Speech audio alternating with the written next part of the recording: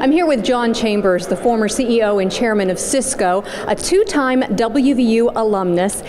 And you have made a very unique commitment to West Virginia University of your time, your expertise, as well as a lot of resources to support a startup engine. Yes. So explain to us, what is a startup engine and how does it work?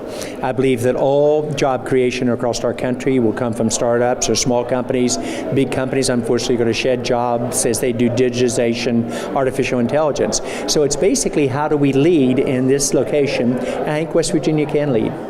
As part of this commitment, the College of Business and Economics will be known as the John Chambers College of Business and Economics, but I know you really see this as a cross-collaborative effort all across the WVU system. Yes. What do you see as success in the next year to 5 years and beyond? It starts with a great university, Canley with Gordon Gay.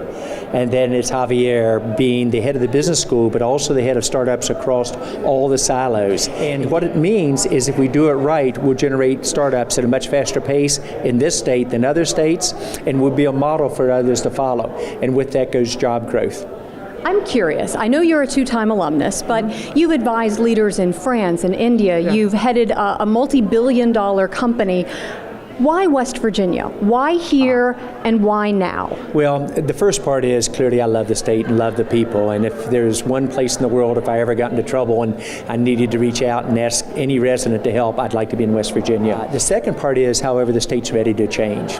This is what I saw in France with Macron, and the country was not known for being a good place to do business, much less startups, and yet with the right political leadership, at the same time, the average citizen on the streets wanted to see change and was going to buy into this concept. You saw a country make huge change in just 4 years. And I know your biggest piece of advice is, don't be afraid to fail, because that's the first step towards success, right? First step is, don't hesitate about dreaming. Think like a teenager. And then secondly, as you dream, be comfortable in failing, because you will fail. The majority of startups do. And in Silicon Valley, a failure isn't viewed as a failure. You often look at how many times a person has tried, and almost all my successful startups often had people who led startups before that were not successful.